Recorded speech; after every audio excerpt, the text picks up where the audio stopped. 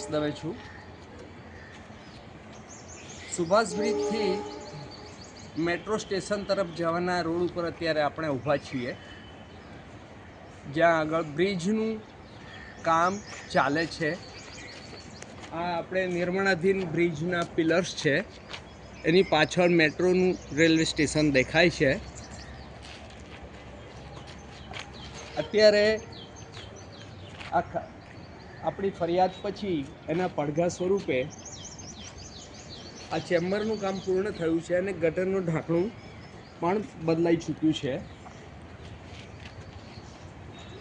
આ મુખ્ય માર્ગ ઉપર હોય આપણે એવી આશા રાખીએ કે આ રોડનું જે બાયપાસનું કામ, રિપેરિંગનું કામ ઝડપી થાય। આ જે ભૂવો પડવા જેવું લાગે છે તો એ નવો બ્રિજ બને છે, તો શું આ બ્રિજ કન્ટિન્યુ રહેશે?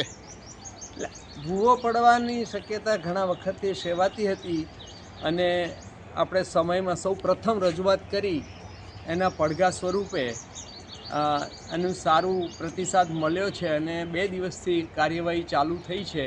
આજે આપણે જોઈ શકીએ છીએ આ શેડ નાખી અને આટલો રોડ બ્લોક કર્યો છે અને એએમસીનું આ કામ અંડર પ્રોસેસ ચાલે છે। હવેનું કામ જે છે એ બ્રિજ ઓર્ગેનાઇઝેશન એના વડે થવાનું છે। જે લોકોએ પ્રાથમિક પ્રાયોરિટીની અંદર આ રોડ આપવો કાયદેસર રીતે જરૂરી છે અને એનું કાર્ય હવે ઝડપી થાય એવી આપણે આશા રાખીએ છીએ।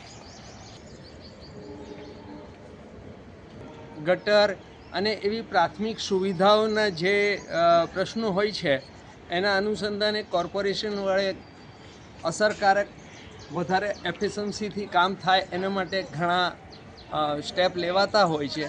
અત્યારે એઆઈ વડે ફરિયાદ થઈ શકે અને 70% કાર્ય પૂર્ણ થાય ત્યાર પછી એનો નિકાલ થાય, ત્યાં સુધી નિકાલ નહીં થઈ શકે અને ફોલોઅપ થઈ શકે એવું એક સ્થાનિક સમાચાર પત્રમાં આવ્યું।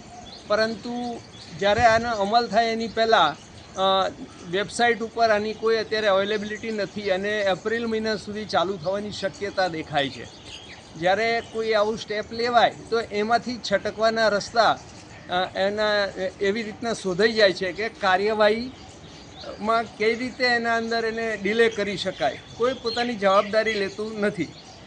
હેલ્થ ડિપાર્ટમેન્ટવાળા એમ કે ભાઈ મારું કામ ખાલી કચરાનું છે, ગટરનું નથી, ભૂવાનું નથી। જ્યારે એમની જ ગાડી આવે ને એમની જ ગાડી અહીંયા ફસાય છે તો એના તરફ એ લોકો ધ્યાન આપવાથી કેમ વિમુખ થઈ જાય છે કે ખ્યાલ આવતો નથી। સમાચારે જ્યારે આ ગટરનું કામ ને ભૂવા પડવાનું જ્યારે કામ બતાવી દીધું એના પછી એ લગભગ સરકારી કામ છે, તમે સમજી શકો છો કેટલા દિવસમાં કોઈ બી કામ થઈ શકે।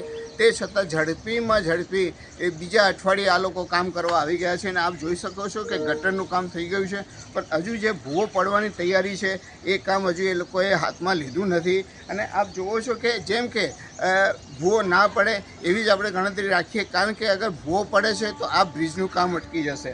આ જે કામ જે ચાલી રહ્યું છે, રંજીત બિલ્ડિંગ કંપની જે કામ કરી રહી છે એમાં એવું છે કે કામ કરતાં કરતાં અગર ભૂવો પડે તો આ જે બ્રિજના પિલરના કામ છે, એક બ્રિજ એમને કરોડો રૂપિયાનો પડતો હશે।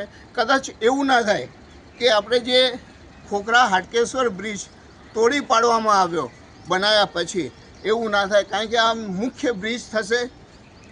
મેટ્રો સ્ટેશન અહીંયા તૈયાર થઈ રહ્યું છે અને જે આ બ્રિજ એક ડીમાર્ટ બાજુ જાય છે અને બીજો આપણે સુભાષ બ્રિજ આરટીઓ સર્કલ મામલતદાર કચેરી તરફ ઉતરી રહ્યો છે। એટલે બહુ મહત્ત્વનો બ્રિજ આ થઈ જશે અને અગર આ બ્રિજમાં કંઈ બી થયું તો જેમ અત્યારે સુભાષ બ્રિજ બંધ થયો છે અને લોકોને બહુ તકલીફ પડી રહી છે એનાથી વધારે તકલીફ પડશે, કારણ કે આ બ્રિજ ગાંધીનગરને જોડતો બ્રિજ પણ કહેવામાં આવે છે અને બહુ મહત્ત્વની તૈયારી સરકારને રાખવી પડશે, સરકારને કરવી પડશે।